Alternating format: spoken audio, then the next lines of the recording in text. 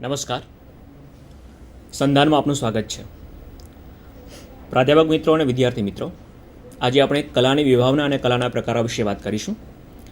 આ વિષય પર વાત કરવા મારી સાથે પ્રોફેસર જિજ્ઞેશ ભટ્ટ ઉપસ્થિત છે. નમસ્કાર. તેઓ સહજાનંદ કોલેજમાં ગુજરાતીના પ્રાધ્યાપક છે. વિદ્યાર્થી મિત્રો, ટીવાયમાં પેપર 8માં સાહિત્ય વિવેચનના સિદ્ધાંતો આવે છે. એમાં પહેલું પ્રકરણ જ કલા વિશેનું છે. સાહિત્ય એક કલા છે, એમ ચિત્ર, સંગીત, શિલ્પ, સ્થાપત્ય એ પણ કલાના અન્ય પ્રકારો છે. કલા એ આપણે વ્યાપક અર્થમાં વાપરીએ છીએ, પરંતુ જ્યારે લલિત કલાના સંદર્ભમાં કલાને જોઈએ છીએ ત્યારે એના ઘણા બધા ડાયમેન્શન્સ, પરિમાણો ખુલતા હોય છે, અને આજે આપણે એના વિશે વાત કરીશું. કલા વિશે વાત કરતાં પહેલાં મને એક સરસ વાત તે મમ્મટની સૂજે છે કે કલાની સૃષ્ટિ એ આનંદની સૃષ્ટિ છે. માણસ પોતાના એકધારા જીવનથી કંટાળે છે, થાકે છે, ત્યારે કલા એને સધિયારો આપે છે, આનંદ આપે છે. એક સરસ વાક્ય મને યાદ આવે છે, રસો વહી સહ, કે ઈશ્વર પણ રસરૂપ છે અને આપણી આ સૃષ્ટિ મુખ્ય 3 આધારો પર, સત, ચિત્ત અને આનંદ પર આધારિત છે. સચ્ચિદાનંદ પર આધારિત છે, સત્યમ, શિવમ અને સુંદરમ પર આધારિત છે. તો જીવનના 3 મુખ્ય આયામો, સત્યમ, શિવમ અને સુંદરમમાંથી સુંદરમ એટલે સૌંદર્યની સૃષ્ટિ, કલાની સૃષ્ટિ, આનંદની સૃષ્ટિ. તો આપણે આજે આનંદની સૃષ્ટિમાં વિહાર કરીશું. મમ્મટ એક સરસ વાત કરે છે કાવ્ય પ્રકાશમાં કે કલાની સૃષ્ટિ એ નિયતિના નિયમો છે, વિધાતાના નિયમો છે, કુદરતના નિયમો છે, જે જળ નિયમો છે તે ખાસી પર છે. એટલા માટે નિયતિકૃત નિયમ રહિત એવો શબ્દ પ્રયોજે છે. સૂર્ય હંમેશા પૂર્વમાં ઉગે છે, પશ્ચિમમાં આથમે છે. ફૂલ મોટે ભાગે દિવસે ખીલે છે. આ બધા કુદરતના નિયમો છે, એનાથી ખાસો પર જઈને કલાકાર પોતાની સૃષ્ટિનું નિર્માણ કરતા હોય છે. એટલા માટે કલાકારને એક નાનકડો ભગવાન પણ કહેવાય છે. અંગ્રેજીમાં એક કહેવત છે કે ઇઝ અ લિટલ ગોડ. એટલે ઘણી બધી સ્થિતિમાં તે કુદરતને પડકાર પણ ફેંકે છે. બીજું મને એક ગમતું સંસ્કૃતનું વાક્ય છે, તે માગનું છે કે સૃષ્ટિનું સૌંદર્ય એનાથી કલાનું સૌંદર્ય ક્યાં જુદું પડે? તો કે જે ક્ષણે ક્ષણે પોતાનું રૂપ બદલે છે તે જ સૌંદર્ય છે અને તે જ કલા પણ છે. પરિવર્તન, પ્રયોગશીલતા, નાવીન્ય, નજાકત, લય, સમાનતા આ બધા જ કલાના લક્ષણો છે. અને જે સતત બદલાતા આપણને આનંદ પણ આપે છે. એક સુરીલાપણું, એક ધારાપણાથી ખાસું મુક્ત કરીને આનંદનું આખું જગત કલા સર્જતી હોય છે. બીજી વાત વિદ્યાર્થી મિત્રો, આરંભે મારે એ પણ કરવી છે કે કલા વિશે કહેવાયું છે કે કલા એ નીતિમય નથી હોતી, અનીતિમય નથી હોતી. તેમ આ બંનેથી પર, નીતિ અને અનીતિથી પર એવી નિર્નૈતિક, એટલે નીતિ અનીતિના નિયમોથી પર હોય છે. એટલે કલામાં ઘણી બધું એવું પણ આવે છે જે તમે અપેક્ષિત ન હોય, આપણે અરુચિકર પણ લાગે, પણ એવું નથી હોતું. કલામાં નીતિની વાત કરો તો એ બિલકુલ વિષયાભિમુખ ઓબ્જેક્ટિવ પ્રકાર થયો કલાનો, અને એ અનીતિમાં પણ નથી હોતી, કારણ કે કલા અને જીવન સાથેનો સંબંધ છે. પણ તો નીતિ અને અનીતિ પર એવી કલાની આખી સૃષ્ટિ છે. તો આ બધી વાતો આજે આપણે કલા વિશે કરવાના છીએ. જિજ્ઞેશભાઈ, આપણે કલાની વ્યાખ્યા આપીએ તે પહેલાં કલા વિશેની બીજી વાતો પણ આપ કરો તો. હા નિસર્ગભાઈ, પહેલાં તો કલા વિશેના પાયાના ખ્યાલો વિદ્યાર્થીઓના સ્પષ્ટ થાય એ ખૂબ જરૂરી છે કે કળા આપણે કોને કહીશું. વ્યવહારમાં તો કળાને માટે આપણે ઘણી બધી જગ્યાએ કળા એવો શબ્દ વાપરતા હોઈએ છીએ. જેમ કે સુંદર પ્રકૃતિ હોય તો પ્રકૃતિની કળા કેવી ખીલી છે એવો શબ્દ પ્રયોગ આપણે કરીએ, કે પછી મોરની કળા એવો શબ્દ પ્રયોગ પણ બહુ જાણીએ કે મોરે કળા કરી. એ જ રીતે સુથારી કામ, લુહારી કામ વગેરે હોય તો એને માટે પણ આપણે કળા કારીગરી જેવો શબ્દ વાપરીએ છીએ. એટલું જ નહીં, આપણે રસ્તા ઉપર પસાર થતા આવીએ તો કેશ કર્તન કલા જેવો શબ્દ પણ આપણને જોવામાં મળે. તો આ બધી કલાઓની અંદરથી કોને આપણે કળા કહીશું અને કઈ કળા વિશે આપણે વાત કરવાના છીએ એ સ્પષ્ટતા થઈ જાય એ જરૂરી છે. તો સૌથી પહેલાં તો જેને આપણે કુદરતની કળા કહીએ છીએ, કુદરતની કળા આ બધી કળાઓથી જુદી એ રીતે છે કે એનો કોઈ સર્જક નથી અથવા તો આપણને દેખાતો નથી. કોણે એનું સર્જન કર્યું છે એ સ્વયંભૂ છે, એ પ્રગટ્યું છે કુદરતનું સૌંદર્ય. એટલે જેનો કોઈ સર્જક નથી એવી કુદરતની કળાને આપણે બાજુ પર મૂકીશું પહેલાં. તો બીજો ભાગ રહેશે એ કોઈક એનો સર્જક છે એવી કૃતિઓનો. કોઈક સર્જક છે એમાં પ્રાણી માત્રનો સ્વભાવ સર્જન છે, સર્જન કરે છે, પોતાના જેવા જીવોનું સર્જન કરે છે, માટે જ એ જીવ છે, સજીવ છે. તો બીજા સજીવોનું સર્જન કરવું એ એનો સ્વભાવ છે. એ સિવાય પણ અનેક પ્રકારના સર્જનો જીવો દ્વારા કરાતા આપણે જોઈએ છીએ. જેમ કે સુગરી માળો કરે છે, તો આપણે એને કલાત્મક માળો કહીએ છીએ કે કેટલો સુંદર માળો છે. તો સુગરીનો માળો છે, દરજીડાનો માળો છે, આવા અનેક પક્ષીઓ જુદા જુદા માળા કરે છે. તો એમાં પણ આપણે સૌંદર્યનું દર્શન કરીએ છીએ. એ સિવાય પ્રાણીઓ પણ કેટલીક જગ્યાએ આવા સુંદર નિર્માણ કરે છે, સુંદર સર્જન કરે છે. આ બધા સર્જન મનુષ્યના સર્જનથી કઈ રીતે જુદા છે એ સમજવું પહેલાં જરૂરી છે. તો મારે કહેવાનું એ છે કે પ્રાણી કે પક્ષી એના દ્વારા થતું સર્જન એ એનો સ્વભાવ છે, નેચરલ ઇન્સ્ટિંક્ટ છે, કુદરતે એને આપ્યું છે અને એ કરે છે. તમે જોશો કે સુગરીનો માળો ગમે તેટલો સુંદર હોવા છતાં એક સુગરી કરતાં બીજી સુગરી જુદો માળો નહીં કરે. બરાબર. એ બધા જ એવા જ કરશે. બધા જ અધોમુખી છે તો કોઈક સુગરીને એવું મન નહીં થાય કે હું ઉર્ધ્વમુખી માળો કરું. એનો મતલબ છે કે એ કુદરતી ઇન્સ્ટિંક્ટ પ્રમાણે કામ કરે છે. બરાબર છે. તો મનુષ્યના સર્જનથી પ્રાણીઓ પક્ષીઓનું સર્જન આ રીતે એક જુદું પડે છે. હવે રહે છે મનુષ્યનું સર્જન. મનુષ્યનું સર્જન પણ અનેક સ્તરે થાય છે. બરાબર. મનુષ્ય પોતાના ઉપયોગને માટે પણ સર્જન કરે છે, જ્ઞાનની પ્રાપ્તિ માટે પણ સર્જન કરે છે, અને સૌંદર્યનું નિર્માણ કરવા માટે પણ, સૌંદર્ય નિર્મિતિ માટે પણ સર્જન કરે છે. તો બીજા સૌંદર્યો કરતાં કલાનું જે સર્જન છે એ આ છે. સૌંદર્યનું નિર્માણ કરવા માટે જે કંઈ સર્જન થાય છે તેનાથી કળાકૃતિ નિષ્પન્ન થાય છે. આપણે એના વિશે વાત કરવાના છે. એટલે બે પ્રકારની આપણે કલા પણ કહીએ છીએ, આપણે આગળ વાત કરવાના છીએ કે જેની સાથે ઉપયોગ સંકળાયેલો છે અને સદા સૌંદર્ય નિર્માણ આપણે કરીએ તો એવી કલાને આપણે લલિતેતર કલા કહીશું. પણ જે કલાકૃતિનું નિર્માણ માત્ર ને માત્ર આનંદ માટે થયું છે, એટલે આ બધા બીજા બધા ભૌતિક સાધનો એમાં ધીરે ધીરે ઓછા થાય, ઘસાતા જાય, એવી રીતે આપણે કલાનું નિર્માણ કરીએ છીએ તો આપણે એને લલિત કલા કહીશું. હવે કલાની વ્યાખ્યા દ્વારા આપણે આ વાતને વધારે સ્પષ્ટ કરીએ. વિદ્વાનો કલા વિશે શું કહે છે? તો પહેલી વ્યાખ્યા આપણે જોઈ છે રામનારાયણ પાઠકની, અને સરસ વાત કરીએ. કલા એટલે શું? તો કે કલા એટલે કલા વિધાયકના રુદગત ભાવને અમુક બાહ્યેન્દ્રિય ગ્રાહ્ય ઉપાદાનમાં વ્યક્ત કરવો, તે ભાવનું બાહ્યેન્દ્રિય ગ્રાહ્ય પ્રગટ સ્વરૂપ. એ સ્વરૂપ એવું હોવું જોઈએ કે એ જ ભાવ તે જોનાર કે સાંભળનારમાં સંક્રાંત કરી શકે. અહીંયા રામનારાયણ પાઠક એવું કહેવા માગે છે કે કલાની 3 સ્તરની આખી ગતિવિધિ હોય છે. એ સર્જક પછી એની કલાકૃતિ અને પછી ભાવક. તો કલા એટલે શું? તો કે કલા વિધાયક જે છે, જે કલાકાર છે, જે સર્જક છે, એના હૃદયમાં રહેલા ભાવને એ બીજા લોકો પામી શકે એટલા માટે એ બાહ્યેન્દ્રિય કે ઇન્દ્રિય ગોચર એવું રૂપ આપતું હોય છે. માની લો કે એ કવિતાના અર્થમાં હોય, જેને આપણે શ્રુતિગમ્ય કરી શકીએ, સાંભળી શકીએ. સંગીત પણ શ્રુતિગમ્ય છે, સાંભળી શકાય છે. ચિત્ર, શિલ્પ અને સ્થાપત્ય એ આંખની કલા છે, એટલે આપણે આંખ દ્વારા પામીએ છીએ. તો આપણી બાહ્યેન્દ્રિય દ્વારા એને પામી શકીએ છીએ. અને આ રીતના હૃદયમાં રહેલા ભાવને વધારે સુંદર રીતે વ્યક્ત કરીને આવા કોઈ ઇન્દ્રિય ગોચર રૂપમાં મૂકી આપવું તે કલા છે. અને રામનારાયણ પાઠક એવું પણ કહે છે કે જે કંઈ સર્જકને કહેવું છે તે હૃદયના ભાવો કે લાગણીઓ કે સૌંદર્યના બીજા આયામો જે છે એ ભાવકના ચિત્તમાં પણ પહોંચે છે. તો આ રીતના સંક્રાંત કરવું એ કલા છે. બીજી આપણે વ્યાખ્યા કલાની જોઈએ તો એ છે સુરેશ જોશીની, આધુનિક સાહિત્યના બહુ જ મોટા એવા અગ્રગણ્ય સર્જક, એના તમે બધા જાણો છો એના વિશે. તો એ એવું કહે છે કે કળા કશાને અવેજીમાં નથી, કશાનું પ્રતીક નથી, કોઈ એની બહારના રહસ્ય તરફ અંગુલી નિર્દેશ કરતી નથી, જીવનથી ભિન્ન એવો કોઈ અલૌકિક પ્રદેશ નથી, એ જીવનનો જ વિસ્તાર છે. એને ઇન્દ્રિય ગોચર બનાવીને પ્રત્યક્ષતાથી સંવેદવાની છે, એમાં કશું કાઢવાનું નથી કે અહેવાલ આપવાનો નથી. સુરેશ જોશી એમ કહે છે કે કલા એ માનવ જીવનનો એક ભાગ છે.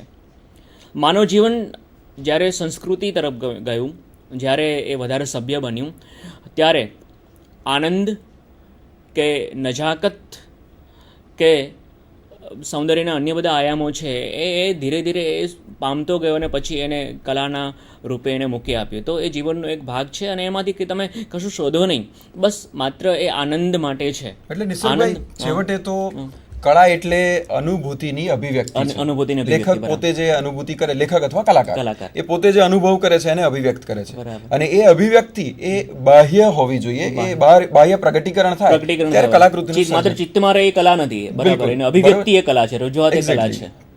એટલે એનું સર્જન થાય છે કલાકૃતિનું. હવે એની અંદર જો માત્ર અહેવાલ પણ અપાતો હોય તો પણ એ કલાકૃતિ બનતી નથી. ખાસ કરીને આ વસ્તુ સાહિત્ય કલાને વધારે લાગુ પડે છે Definitely. કે જો તમે જે જીવન જુઓ છો અને અનુભવો છો એને એના એ જ સ્વરૂપે બહાર મૂકી દેશો સાહિત્ય કૃતિ રૂપે, તો એ કલાકૃતિ બનશે નહીં, એ માત્ર અહેવાલ બની રહે. બરાબર.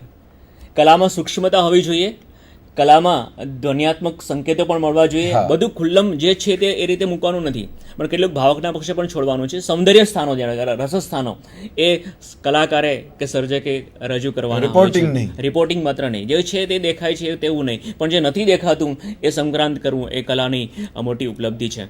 ચિત્ર સર્જનને માટે પણ આ વસ્તુ એટલી જ લાગુ પડે છે કે ચિત્રકાર પણ જે જુએ છે એનું એ જ એના એ જ સ્વરૂપે જો મૂકી દેશે ચિત્રકૃતિ રૂપે, તો વર્ષો પહેલા આ પ્રકારના રિયાલિસ્ટિક ચિત્રો થતા હતા, પણ હવે એનો અર્થ નથી, કારણ કે કેમેરાની શોધ થયા પછી બિલકુલ આ વસ્તુ બિલકુલ પહેલા જરૂરી હતું, કારણ કે ઘોડો કોઈને બતાવવો હોય તો ઘોડાનું ચિત્ર બનાવવું પડતું, માણસનું પણ પોર્ટ્રેટ બનાવવું પડતું, કારણ કે ફોટોગ્રાફી નહોતી. હવે એ બધું નીકળી ગયું, એટલે જે છે તે નહીં, બરાબર. એટલે એક પાર સૌંદર્ય, જે અદૃશ્ય સૌંદર્ય છે, અથવા તો માણસના ભાવ, એમાં જે આવતા વિવિધ ભાવ પલટાઓ, કલાકારની સર્જકતા એમાં પ્રગટવી જ જોઈએ ડેફિનેટલી. અને એટલા માટે જ આપણે અમૂર્ત કલા કે પછી સરરિયાલિઝમ એ જુદી રીતે આવ્યું, કારણ કે ભાવ માણસ જે છે હંમેશા સંકુલ રહ્યો છે, એટલે એના ચિત્તમાં અનેક પ્રકારના આવર્તો ઉઠતા હોય છે, બરાબર.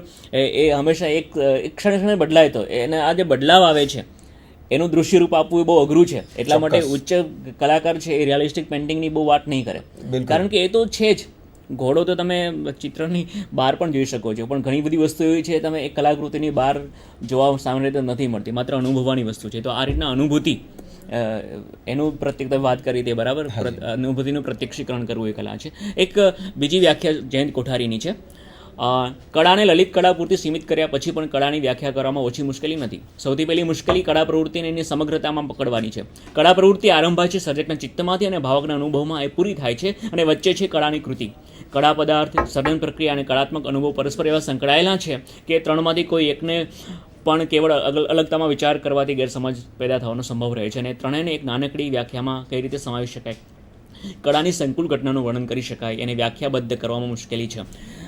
જયંત કોઠારી સરસ વાત કરે છે કે આમ તો વ્યાખ્યાનો પદાર્થ એટલે સમજણનો પદાર્થ, આપણે બીજાને સમજાવવું ત્યારે વ્યાખ્યાની જરૂર પડે, બાકી આપણી સમજ માટે માત્ર એની વ્યાપકતામાં મૂલવણી કરવી એ જ યોગ્ય હોય છે.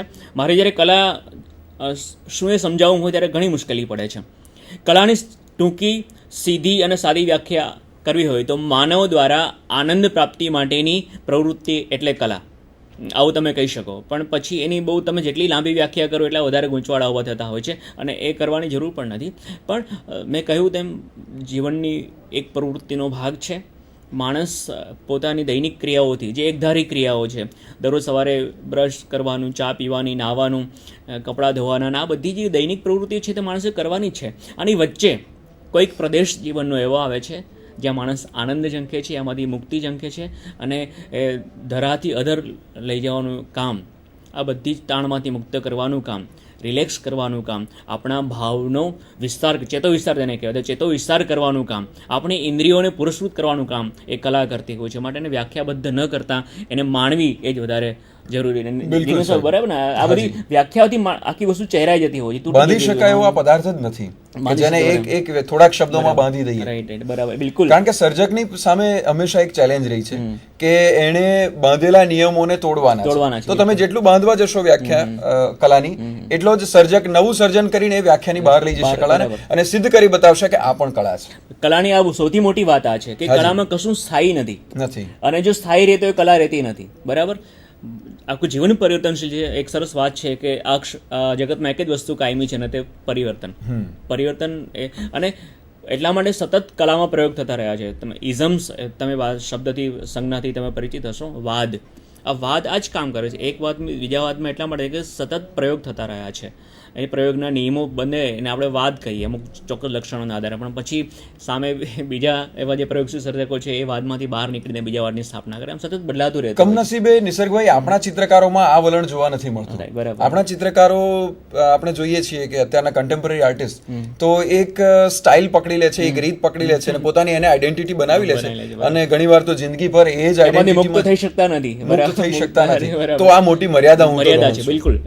કોઈ એક કલાકારને એ સતત કંઈ ને કંઈ નવું કરતું રહેવાનું હોય છે. કલાના ઘણા બધા પ્રદેશો છે, ઇવન જીવનના ઘણા બધા પ્રદેશો, તો એને અભિવ્યક્ત કરવા માટે નવા નવા સાધનોની, નવા નવા માધ્યમોની, નવા નવા વિષયોની અને નવી નવી અભિવ્યક્તિ રીતિ શોધવી જ પડતી હોય છે. એમાં જો કોઈ પણ સ્થગિત બની જાય, એ સ્થગિતતા એ હંમેશા બિલકુલ જો પિકાસો જેવા મહાન કલાકારે પણ જો કેટલી બધી વેરિએશન્સ આપ્યા છે પોતાના સર્જનમાં, તો પછી આપણો કલાકાર આજનો વર્તમાન કલાકાર જો બંધાઈ જાય પોતાની સ્ટાઇલમાં ને ઇવન સબ્જેક્ટમાં, વિષયમાં પણ બંધાઈ ગયેલા કલાકારો આપણે જોઈએ છીએ, તો એ ચોક્કસ મર્યાદા ગણાય. બિલકુલ સાચી વાત.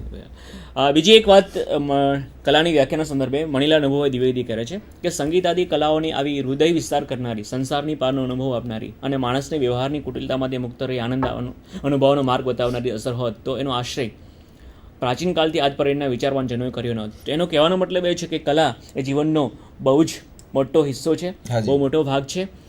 માણસને આપણે સાંસ્કૃતિક પ્રાણી કહેતા હોઈએ કે સામાજિક પ્રાણી કહેતા હોઈએ, તો એને સામાજિક બનાવવામાં, સાંસ્કૃતિક બનાવવામાં કલાનો બહુ મોટો ભાગ હોય છે. જાણીએ અજાણે હાલરડાથી શરૂ થયેલી આપણી યાત્રા જીવનના અનેક પડાવોમાંથી આપણે કલાનો બિલકુલ સામનો કરાવે છે, અને એ સામનામાંથી જ આપણે કલા વિશેને, જીવન વિશે સમજતા હોઈએ છીએ. હવે કલાની વ્યાખ્યા પછી ગુજરાતીમાં કલા કરાવે એવી અંગ્રેજીમાં પણ વિદ્વાનો જે વ્યાખ્યા આપી એની પણ થોડી વાત કરી લઈએ કે પશ્ચિમના વિદ્વાનો શું કરે. તો પ્લેટો સૌથી પહેલાં, જેમ ભારતીય સંસ્કૃતિ મહાન છે એમ ગ્રીકની સંસ્કૃતિ પણ મહાન છે, અને ગ્રીકમાં વધારે સાયન્ટિફિક કામ થયેલું છે. એટલે જે નવી વિદ્યાશાખા, માનવ વિદ્યાશાખાઓ, ઇતિહાસ હોય, એ આંકડાશાસ્ત્ર હોય, એના વિશે સરસ વાતો થઈ છે. અને એમાં પ્લેટોએ જે કલા વિશે વાત કરી તો એણે એમ કહ્યું કે કલા છે એ નકલની પણ નકલ છે, એટલે એમાં અનુકરણ રહેલું છે એવું એણે કહેલું. ટૂંકમાં કલાને એને થોડી નીચી કક્ષાની ગણી હતી, પણ પોતાના આદર્શ નગરની કલ્પનામાંથી એણે કલાકારને પણ બહાર આપવાની વાત કરી હતી. બરાબર. પણ મજાની વાત એ છે કે એનો જ શિષ્ય એરિસ્ટોટલ, અને બહુ જ પ્રતિભાવાન એવો માણસ, વિશ્વની જે ઉત્તમ પ્રતિભામાંની એક પ્રતિભા છે, એણે એમ કહ્યું કે ભાઈ કલા જે છે એ અનુકરણ નથી, એ તો સર્જકના ચિત્તનો વિસ્તાર છે. એટલે એ બહુ સ્પષ્ટ વાત કરે છે કે તમે જ્યારે ઘોડાનું ચિત્ર બનાવો ત્યારે ઘોડો છે એના રૂપે કલાકાર એનું ચિત્ર નથી બનાવતો. એને સરસ શબ્દ નવસર્જન કર્યું. બરાબર, બિલકુલ. પુનઃસર્જન કે નવસર્જનની વાત, નવસર્જન છે, પુનઃસર્જન. બહારથી આવેલું દૃશ્ય કે બહારથી આવેલો ભાવ, બહારથી આવેલી અનુભૂતિ એ ચિત્તમાં બિલકુલ એક પ્રક્રિયામાંથી પસાર થાય, અને પ્રક્રિયામાંથી પસાર થયા પછી એને જ્યારે રજૂ કરે ત્યારે બિલકુલ નવા રૂપે આવે છે એવી વાત કરે છે. અને એટલે એક વ્યાખ્યા પણ સરસ છે કે the aim of art is to represent not the outward appearance of the things but their inward significance.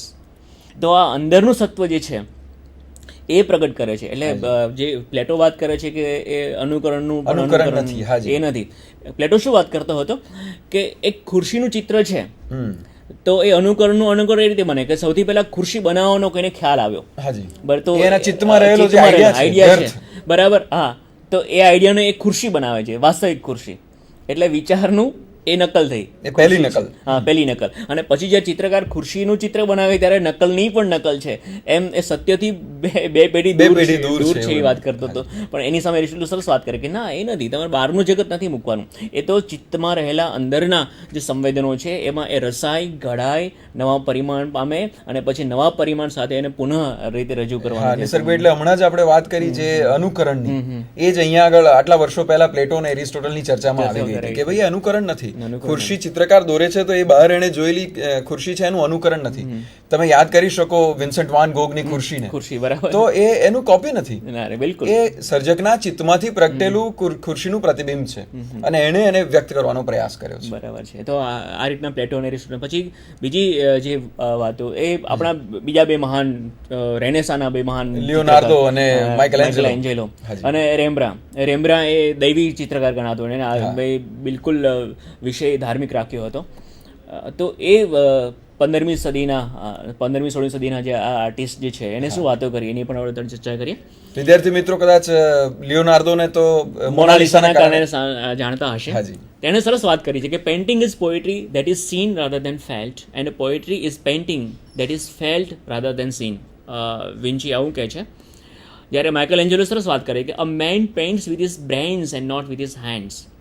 જ્યારે રેમ્બ્રાની વ્યાખ્યા આવી છે કે painting is the grand child of nature, it is related to God. આમાં ત્રણેયની પોતાની માનસિકતામાં રજૂ થાય છે. રેમ્બ્રા છે એ મેં કે દૈવી ચિત્રકાર એટલે એ ભગવાનના પર આધાર રાખે છે.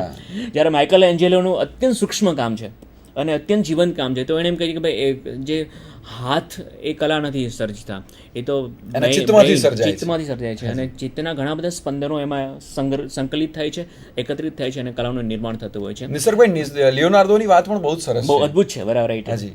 કે આપણા સાહિત્યકારોએ ધ્યાનમાં પણ રાખવાની જરૂર છે કે વિઝ્યુઅલાઇઝેશન જો ન થાય સાહિત્ય કૃતિમાં, તમે જો વિઝ્યુઅલાઇઝ ન કરાવી શકો, એટલે કે ચિત્ર આખું ખડું ન કરી શકો, તો એ સાહિત્ય કૃતિનો કોઈ અર્થ નથી. બરાબર, બિલકુલ. આપણે આખે અર્થ બે સૃષ્ટિમાં જીવીએ છીએ, એક દૃશ્યની સૃષ્ટિમાં અને બીજી અર્થની સૃષ્ટિમાં. બિલકુલ. એના અર્થ સંકેતો પણ ચિત્રાત્મક આખું નિર્માણ કરતા હોય છે. આપણે અંધ હોઈએ તો પણ અર્થ સંકેતોનો એક વિસ્તાર હોય છે, એને એક દૃશ્ય જગત શબ્દનું પણ. અને આના કરતા બિલકુલ સામેની બાજુ કે ચિત્રકાર, એની અંદર પણ જો લાગણી વહેતી ન હોય એના ચિત્રની અંદર, તો એના ચિત્રનો પણ બરાબર. એટલે જે સૂક્ષ્મ તરંગો જે છે કલાના, એ જો એ સાંભળી ન શકે કે જોઈ ન શકે કે પામી ન શકે, તો એ કલા અધૂરી રહે છે.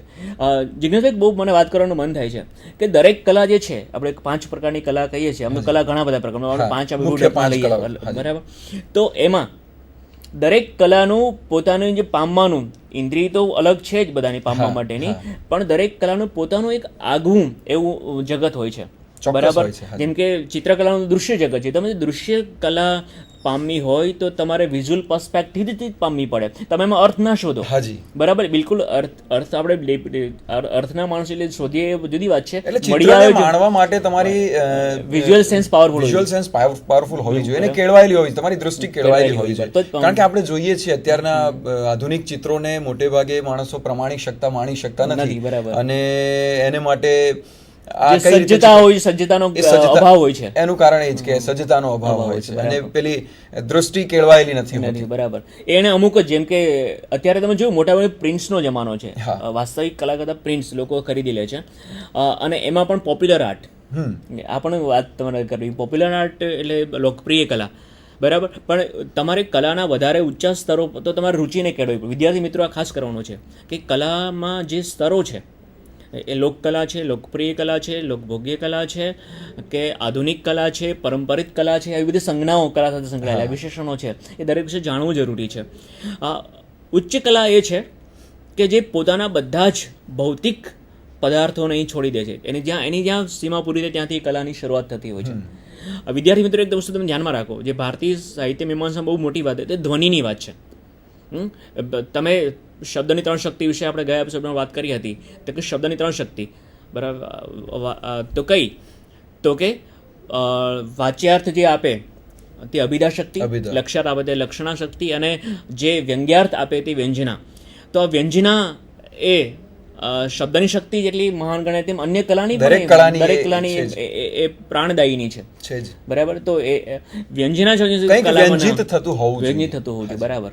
તો અને વિસ્તાર પણ, વ્યંજિત અને વિસ્તાર જે દેખાય છે એનાથી પારનું આખું વિશ્વ એ ભાવકના ચિત્તમાં વિસ્તરવું જોઈએ, ત્યારે એ કલા ઉચ્ચ પ્રકારની કલા છે. તો આ વ્યંજના તમારે પામવી હોય તો એના માટે તમારે રુચિને કેળવવી જરૂરી બને છે.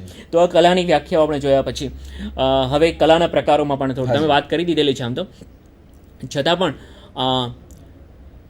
પાબ્લો પિકાસોની આ વાત પણ આપણે મૂકવા જેવી છે. મને લાગે છે કે એ ત્રણ રીતે અલગ અલગ પોતાની. પાબ્લો પિકાસો એટલે આધુનિક જગતના બહુ મોટા ગજાના એવા સર્જક, ચિત્રકાર, શિલ્પી પણ ખરા, પણ ચિત્રમાં એની વધારે ગતિ હતી. એમ કે as far as I am concerned, a painting speaks for itself. What is the use of giving explanations when all is said and done? A painter has only one language. બીજી વાત એમ પણ કરે છે, the world today doesn't make sense, so why should I paint pictures that do?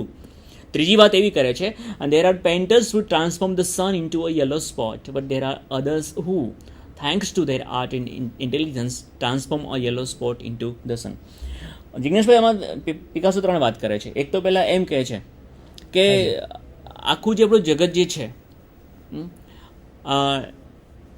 એ જગત અને કલાનું જગત થોડું જુદું છે. હાજી. કારણ કે વાસ્તવિક જગતની જે સીમા પૂરી ત્યાંથી કલાની સીમા શરૂ થતી હોય છે. જુદા અર્થમાં મૂકે એટલા એ અર્થમાં કહું છું. ત્યારે એમ કહે છે કે હું જે ચિત્રું છું, જે કલાકૃતિનું નિર્માણ કરું છું તે પૂરતી છે, મારે એના વિશે કંઈ અભિપ્રાય આપવાની જરૂર નથી. એક્સપ્લેન ન કરવા. ઘણી વાર એક્સપ્લેનેશનમાં એક્સપ્લેન તમે કરો ત્યારે કલાકૃતિનો તમે જે હમણાં ચેતો વિસ્તારની વાત કરી એ જ વસ્તુને હાઇલાઇટ કરે છે પિકાસો, કે પોતાનું ચિત્ર જે કહેવાનું છે એ કહેશે અને સામેનો ભાવક એને ઝીલવાનું હશે એ રીતે ઝીલશે. જો તમે એની વચ્ચે આવી જશો કલાકાર તરીકે, હું આ કહેવા માંગુ છું, તો બંધાઈ જશે ચિત્ર. એટલે સામેના ભાવક ઉપર વિશ્વાસ રાખવો થોડોક, અને એની ઉપર ઘણું છોડવું, આ બધી જ કલાઓ માટે જરૂરી છે. એટલે કાવ્ય કલા હોય કે સાહિત્ય કલા હોય કે કોઈ પણ કલા હોય, તો કલાકારે ભાવક ઉપર વિશ્વાસ રાખીને એની ઉપર ઘણું બધું છોડવું જોઈએ, તો ભાવક ખરા અર્થમાં કૃતિને માણી શકે. બરાબર. એટલે બધું ખુલ્લું મૂકી દેવાની વાત કલામાં આવતી જ નથી. બધું આનો અર્થ આ થાય એ બધું તમે ખુલ્લું ના કરો. એટલે સુરેશ જોશી સરસ વાત પણ કરતા હતા ને કે જ્યારે સાહિત્ય કૃતિનો અભ્યાસક્રમમાં મૂકવામાં આવે છે ત્યારે એ કલાકૃતિનું સૌંદર્ય ઘટી જાય છે. કારણ કે આપણે શું અર્થ, આનો અર્થ શું, એટલે અર્થ બિલકુલ સાચી વાત છે, પણ અર્થ વિસ્તારની જે આખી વાત છે એ તો વ્યક્તિ બદલાતી રહેવાની છે, બાંધવી નહીં જોઈએ. વ્યક્તિ ભાવકે બદલાતી રહેવી જોઈએ, અને એનામાં એટલી પોટેન્શિયલ હોવું જોઈએ કલાકૃતિમાં કે જેથી સામેનો માણસ ઈચ્છે એટલા અર્થો એમાંથી નિપજાવી શકે.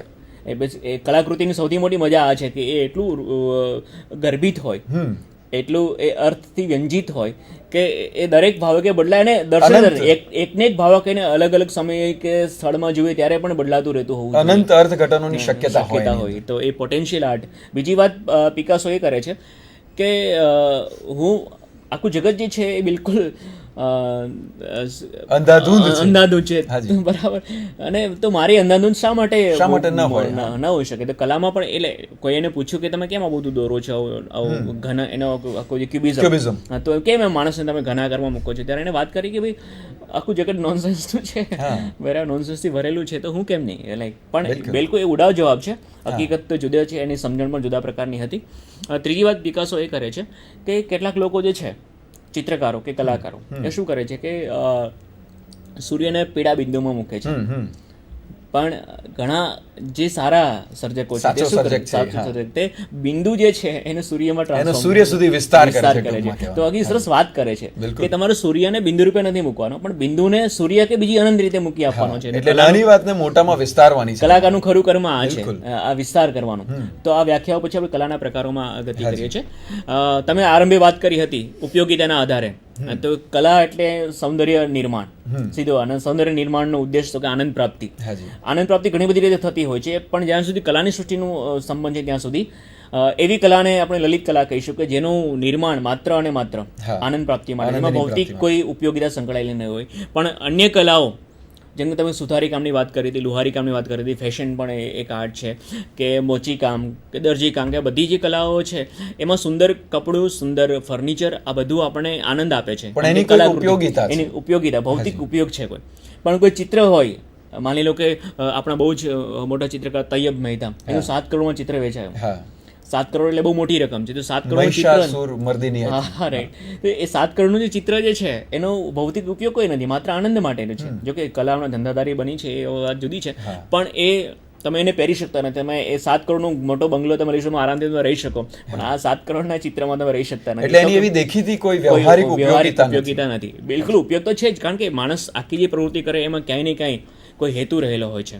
મમર તો સરસ વાત કરે કે હેતુ વગર તો મૂર્ખ પણ કામ નથી કરતું.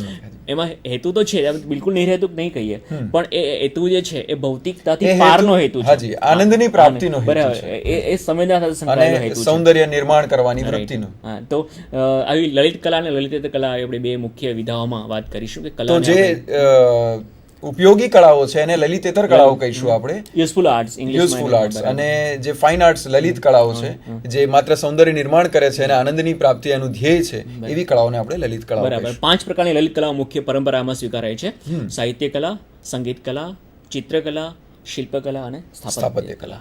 બીજી રીતે પણ આપણે તો હેગલ નામનો એક વિચારક થયો. એ હેગલે જે 5 કલાઓ મૂકી હતી એને ઉપાદાનના આધારે, ઉપાદાન એટલે વિદ્યાર્થી મિત્રો સાધન સામગ્રી અથવા માધ્યમ જેના દ્વારા કલાનું નિર્માણ થાય છે તો એ તમામ સામગ્રીને આપણે ઉપાદાન કહીએ. તો આ ઉપાદાનના આધારે એણે 5 કલાઓને આ રીતે મૂકી કે સાહિત્ય કલા સૌથી ઉત્તમ પ્રકારની કલા છે, સંગીત એનાથી નીચી, એટલે એ બધા ક્રમમાં પહેલો ક્રમ સાહિત્ય, બીજો સંગીત કલા, ત્રીજો ચિત્રકલા, ચોથો શિલ્પકલા અને પાંચમો સ્થાપત્ય કલા. તો આ 5 પ્રકાર એને આપ્યા, ઉચ્ચાવચતાનો ક્રમ એને આપ્યો તે ઉપાદાનના આધારે. એને એવું કહ્યું કે સૂક્ષ્મ જેમ ઉપાદાન વધારે સૂક્ષ્મ એમ કલા વધારે ઉચ્ચ પ્રકારની. એને જે ઉપાદાન એટલે કે સાધન સામગ્રી, કલા નિર્માણની સાધન સામગ્રી જેમ વધારે સ્થૂળ, જેમ વધારે ભૌતિક એવી એ પ્રકારની કલા તે એને પ્રમાણમાં નીચી કલા એટલે સ્થાપત્ય કલાને એ સૌથી એટલે ઉપાદાન એટલે કે નિસર્ગભાઈ સાહિત્ય તો શબ્દથી સર્જાય છે તો એનું ઉપાદાન શબ્દ છે. બરાબર. સંગીત કલા તો સંગીત કલાનું માધ્યમ સૂર કે લય છે, સૂર લય તો એનાથી એનું સર્જન થાય છે. સ્થાપત્ય કલા છે તો એ ઈંટ, માટી, કોન્ક્રીટ, સિમેન્ટ એનાથી બને છે, લાકડાથી બને છે, માટે ભૌતિક પદાર્થ. શિલ્પ છે તો પથ્થરમાંથી કે માટીમાંથી બને છે તો એનું માધ્યમ એ છે કે ઉપાદાન એ છે. અને ચિત્ર તો રંગરેખાથી બને. હવે આ બધા ઉપાદાનો છે અને એને આધારે એની સ્થૂળતા અને સૂક્ષ્મતા એને આધારે એને નિમ્ન અને ઉચ્ચ કળાઓ ગણાવી કે જેનું સૌથી સૂક્ષ્મ માધ્યમ છે અને જેની અંદર વધારે શક્યતાઓ રહેલી છે એવી સાહિત્ય કળા એટલે કે શબ્દના માધ્યમની કળા એને સૌથી ઉચ્ચ ગણાવી. ત્યારબાદ સંગીત, ત્યારબાદ ચિત્ર, પછી શિલ્પ અને ત્યારબાદ સ્થાપત્ય, એવા એમણે ક્રમ ગણાવ્યા છે. બરાબર. એ એક વ્યવસ્થા માટે એને એક વિચાર હતો, સાચી વાત. પણ તમે સારી રીતે વાત કરી શકશો કે એ બધા ક્રમ બિલકુલ સાપેક્ષ વસ્તુ છે, એટલે તમે એને મૂકી ના શકો. એક કોઈ જોડકણું કોઈ નાનો રચે અને એના કરતા તાજમહાલ કેટલોય ભવ્ય છે. બરાબર. એટલે પાયાની વાત એ જ છે નિસર્ગભાઈ કે આવી રીતે તમે ક્રમ ન ગોઠવી શકો. તમે જેમ કીધું કે તાજમહેલની સામે એક નાનકડું જોડકનું, એવી એ સાહિત્ય કલા છે તો એને ઉચ્ચ ગણીશું તાજમહેલ કરતા? ના, એ ક્યારેય નથી. બીજું કે કળાની ઉચ્ચતા તમારે નક્કી કરવાની છે તો તમે એના માધ્યમ પાસે શું કરવા જાઓ છો? માધ્યમ તો સાધન છે. સાધન છે. બરાબર. એ સાધ્ય નથી. બરાબર. છેવટે તો કેન્દ્રમાં એ નથી, કેન્દ્રમાં સાધન સામગ્રી છે જ નહીં. છેલ્લે ફલિત શું થયું, અંતિમ પરિણામ કલાનું એ જ મુખ્ય વસ્તુ છે. એક્ઝેક્ટલી. તો તમે સાધન પાસે શું કરવા જાઓ છો અને એની સ્થૂળતાનો વિચાર શું કરવા કરો છો? તો આ પાયાનો એની સામે વાંધો છે. વિદ્યાર્થી મિત્રો, તમે આવા વાંધા પણ લઈ શકો ચોક્કસ. પરીક્ષામાં તમે આને હેગલના મતને અનુસરો, બિલકુલ બરાબર છે, તમે વાત કરો. પણ વાસ્તવિકતા એ છે કે કલાની પ્રાપ્તિ માટે તો કલાના મૂલ્યાંકનમાં આ ક્રમ એ બિલકુલ યોગ્ય નથી. બીજું કે જરૂર છે. સાહિત્ય અને સંગીત આ બંનેના સૂક્ષ્મ માધ્યમો ગણ્યા, કારણ કે એ ઓડિયો છે. બરાબર. શ્રાવ્ય કલાઓ છે. જ્યારે દૃશ્ય કલાઓ ચિત્ર, શિલ્પ અને સ્થાપત્ય છે એના બહુ સ્વાભાવિક વસ્તુ છે કે જે દૃશ્ય વસ્તુ છે એ અમૂર્ત હોવાની, સોરી એ દેખાવાની, મૂર્ત હોવાની, અને જે ઓડિયો છે, જે શ્રાવ્ય છે એ અમૂર્ત હોવાનું. તો એ બે વસ્તુઓ જ જુદી છે. એક અમૂર્ત છે, એક મૂર્ત છે. તો એમાંથી અમૂર્તનું જ સર્જન થવાનું છે અને પેલામાંથી મૂર્તનું જ સર્જન થવાનું છે. મૂર્ત છે માટે નીચી કક્ષાનું એવું તમે કોઈ જરૂર નથી. એવું કહેવાની કોઈ જરૂર નથી. બરાબર. આપણું મોટા ભાગનું જગત તો દૃશ્ય જગત છે. બરાબર. બિલકુલ. જી બિલકુલ. બરાબર. બીજું કે તમે આ બધી કળાઓમાં ફિલ્મને ક્યાં મૂકશો? ફિલ્મની અંદર તો મને આ બધું જ દેખાય છે. એની અંદર સાહિત્ય છે, એની અંદર ચિત્ર છે, એની અંદર સંગીત પણ છે. અને હવે તો 3D ફિલ્મોના જમાનામાં વિદ્યાર્થી મિત્રો શિલ્પની અસર પણ ફિલ્મનું માધ્યમ એમાં ત્રીજું ડાયમેન્શન, ત્રીજું પરિમાણ મળ્યું છે, એને ડેપ્થ મળી છે. તો એ હવે એ સપાટી પરની લંબાઈ ને પહોળાઈની અંદર વિસ્તરતી કળા નથી, એની અંદર ડેપ્થ પણ છે, અંતરનું પરિમાણ પણ એમાં ઉમેરાયું છે.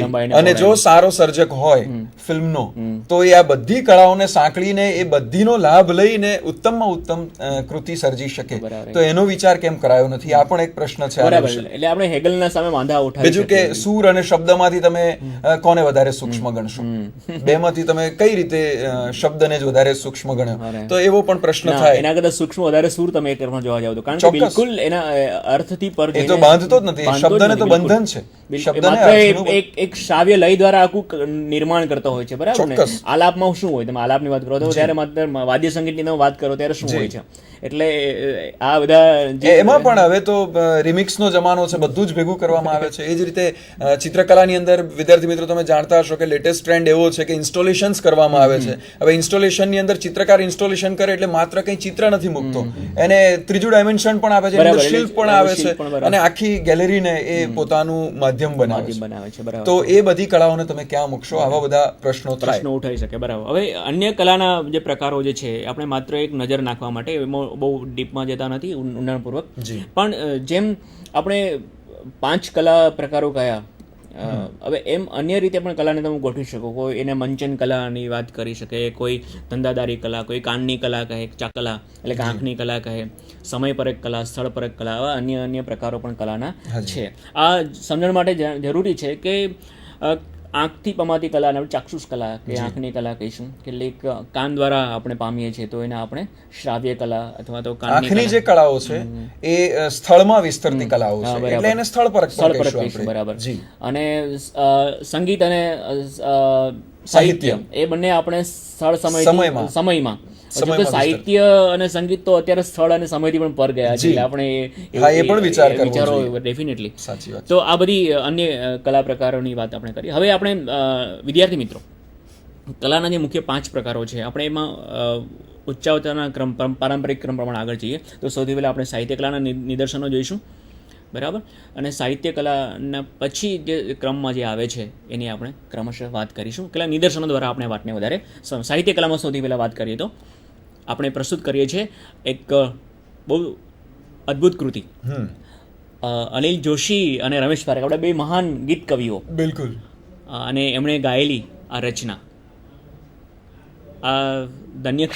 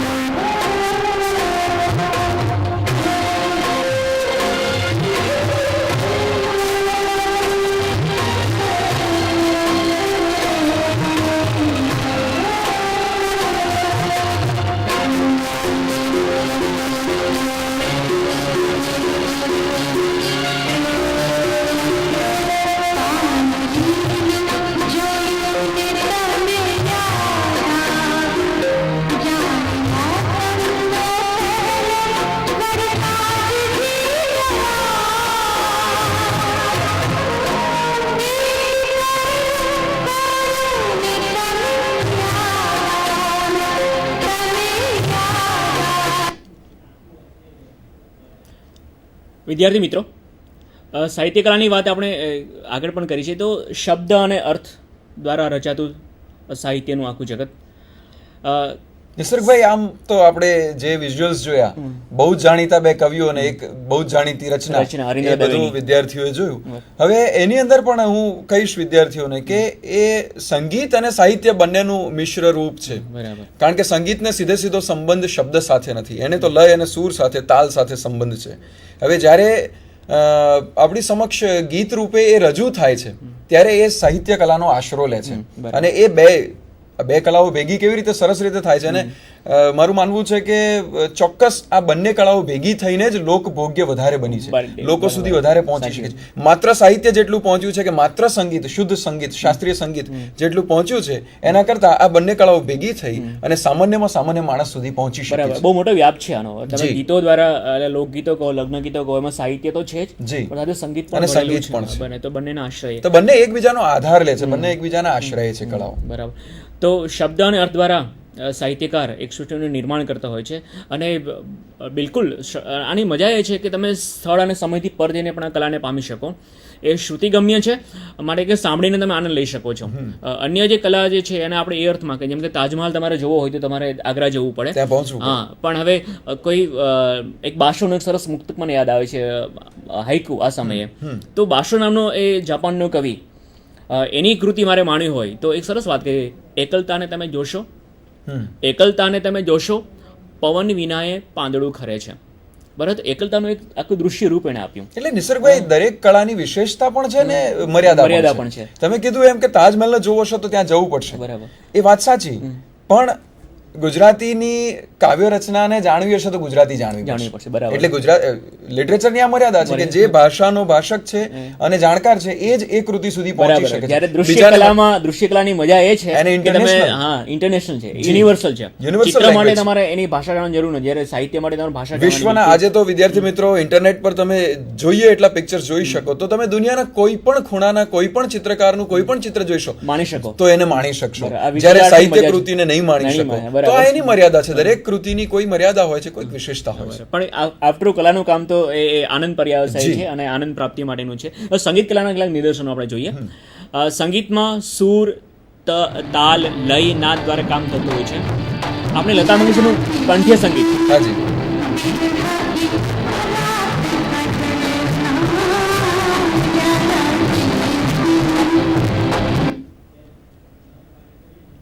વાદ્ય સંગીતમાં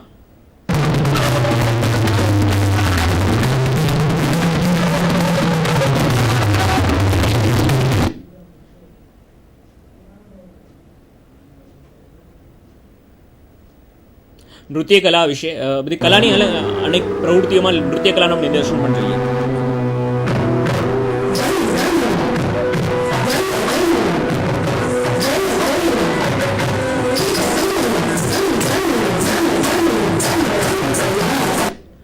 વિદ્યાર્થી મિત્રો, આપણે આ નિદર્શન દ્વારા એ પામીએ છીએ કે સૂર, તાલ, લયના બિલકુલ સારા સંયોજન દ્વારા, બરાબર, એની આવર્તનો દ્વારા એક સરસ આકારનું નિર્માણ થતું હોય છે અને ભાવક એને પામી શકતો હોય છે. નૃત્યમાં પણ એવું છે. આવું સીધું સાધું લાગતું શરીર જ્યારે અંગભંગીમાં મુકાય છે, જ્યારે એ તાલમાં પરિણામ પામે છે અને મુદ્રાઓ દ્વારા જ્યારે વ્યક્ત થાય છે, ત્યારે એ શરીર જ આપણે એક જીવંત કલાકૃતિ બની જતું લાગે. તો કલાની એક મજા છે. ત્યાં પણ ફરી એક વખત બિલકુલ કલાની સૌથી મોટી વાત આ છે જિગ્નેશભાઈ, કે મર્યાદિત સામગ્રી, બિલકુલ સીમિત સામગ્રીનો અસીમિત ઉપયોગ કરવો, મર્યાદિતને અમર્યાદિત કરી મૂકવું, મૂર્ત જે છે એને અમૂર્તમાં વિસ્તરતું કરી મૂકવું, એ કલાની વાત છે. એટલે આ સંગીતમાં અને નૃત્યમાં આપણે જોયું. તમે જે નૃત્ય કલામાં પણ ફરી એક વખત બે કળાઓનું મિશ્રણ થાય છે કે સંગીતના આધારે નૃત્ય છે. આમ તો એને સંગીતનો પેટા વિભાગ જ ગણવામાં આવ્યો છે, પણ છતાં એની અંદર શરીર પોતે કલાકારનું શરીર. ઓશો રજનીશની એક વાત મને યાદ આવે છે કે એમણે સર્જકને, આપણા વિશ્વના સર્જકને એટલે ઈશ્વરને નૃત્યકાર તરીકે ઓળખાવ્યો છે. એ કહે છે કે તમે એને કુંભાર તરીકે ન જોશો કે એ માટલા ઘડી ઘડીને મૂકે છે, એવું નથી. એટલે કે આપણને બનાવીને મૂક્યા છે કે સર્જન કર્યું છે, એવું નથી. એ નૃત્યકાર છે. આ સમગ્ર વિશ્વ એ એનું નૃત્ય છે. તો નૃત્યની આ કક્ષા છે. આપણે હેગલને કહેવું જોઈએ કે આ કળા ક્યાં. હવે અન્ય બીજી ચિત્રકલા જે આપણી ચાક્ષુષ કલા છે, એના કેટલાક નિદર્શનો જોઈએ.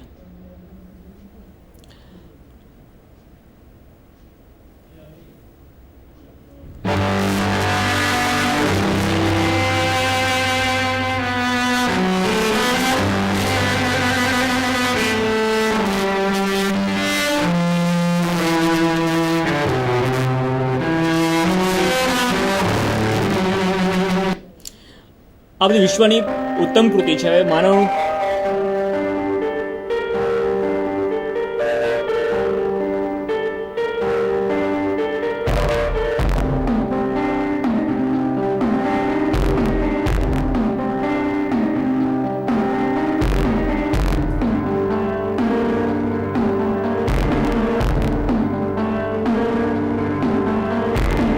રેખા કઈ રીતે આકાર ઉભો કરે છે. બરાબર. વિદ્યાર્થી મિત્રો, અહીંયા મેં જે દૃશ્ય સામગ્રી મૂકી એમાં બે વસ્તુ, કે વિશ્વની ઉત્તમ કલાકૃતિનું મોર્ફિંગ દ્વારા નિર્માણ, એટલે કેટલા ભાવ, અનેક કૃતિઓને એકબીજામાં મોર્ફ કરીને, અને એમાં આપણને ખબર પડે કે માનવ ચહેરો આપણે લાગે એટલો સપાટ નથી હોતો. અને કલાકાર તરીકેની આ એક સૌથી મોટી સિદ્ધિ છે કે એ કલાકૃતિને અનેક રીતે મૂકી શકતો હોય છે. બીજું જે ચિત્ર આપણે જોયું તે ચિત્ર નિર્માણની પ્રવૃત્તિ છે, કે એક સપાટ ફલક પર ચિત્રકાર રેખા દ્વારા, રંગ દ્વારા એક અદ્ભુત સૃષ્ટિનું નિર્માણ કરતું એનું નિદર્શન આપણે થોડી જોયું. હવે આપણે થોડી શિલ્પકલા વિશે પણ એટલે થોડી વાત કરી લઈએ. આ પાબ્લો પિકાસો છે, જાણીતા આધુનિક ચિત્રકાર. અને એ શિલ્પી પણ ઘણા મોટા હતા.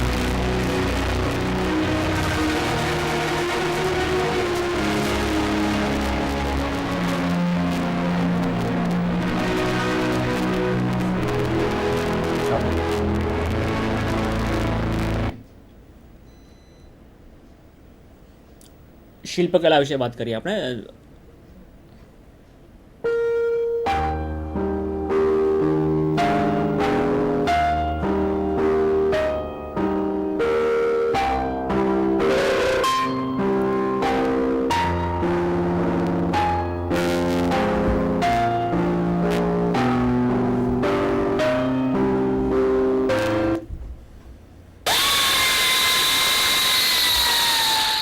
Chris May is a sculptor working from Yamundi on the Sunshine Coast in Queensland, Australia. In January of 2008, he commenced work on Siren. She is crafted from a block of Chillago marble. I've been drawing for 10 years professionally. I've never had an art lesson, but વિદ્યાર્થી મિત્રો, સ્થાપત્ય કલાની વાત કરીએ તે પહેલાં આપણે શિલ્પ કલા વિશે વાત કરીએ કે પહેલાં રોદાં એ ઓગસ્ત રોદાં કરીને બહુ જ મોટો શિલ્પી, અને એણે માનવ શરીરને કઈ રીતના લયાત્મક કરીને મૂકી આપ્યું એ વિવિધ આકારોમાં. બહુ પ્રસિદ્ધ શિલ્પી હતો. અને પછી શિલ્પનું નિર્માણ કઈ રીતના થાય છે એને આપણે એક દૃશ્ય ઝલક જોઈ. ક્રિસ્ટોફર બે નામનો એક ઓસ્ટ્રેલિયન શિલ્પી એ કઈ રીતના શિલ્પ બનાવે. સમયના અભાવે બધું દર્શાવી શકતા નથી, પણ આખી પ્રક્રિયા તમને ખબર પડે કે કઈ રીતના કલાકૃતિનું નિર્માણ થતું હોય છે. હવે પછી આપણે સ્થાપત્ય કલા, જેને આપણે અંતિમ ગણીએ, પણ એમાં પણ કેટલા બધા વેરિએશન છે એ આપણે જોઈશું.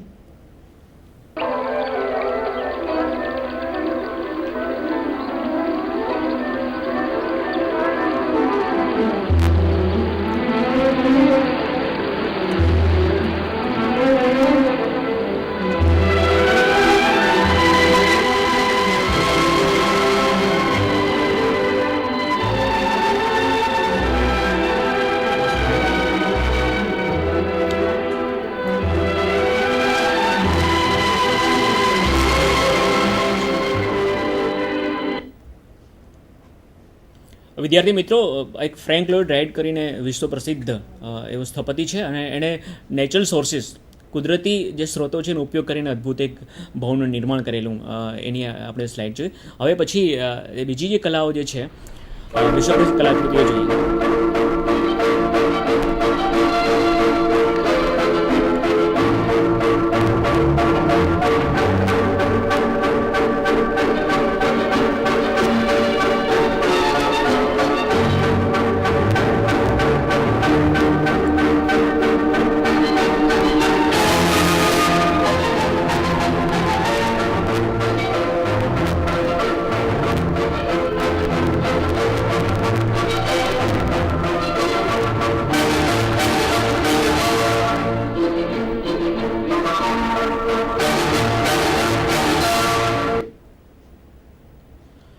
બીજા કેટલાક નિદર્શનો.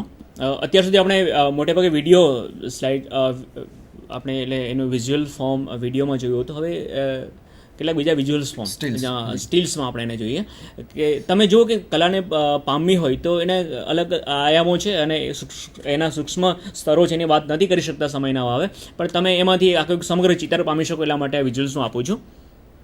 આ અજંતાની ચિત્રકલા છે, આપણી બહુ જ સમૃદ્ધ અને બહુ જ પ્રાચીન 2000 વર્ષ પહેલાંની આ ચિત્રકલા. ત્યાર પછી જે આખો તબક આવે છે અજંતા પછી, તે મિનિએચર પેઇન્ટિંગનો, જે 14મી સદીથી શરૂ થયો અને 19મી સદી સુધી એ રહી. તે મિનિએચર શૈલીના આ ચિત્રો છે. લઘુચિત્ર શૈલી આપણે જેને કહીએ છીએ.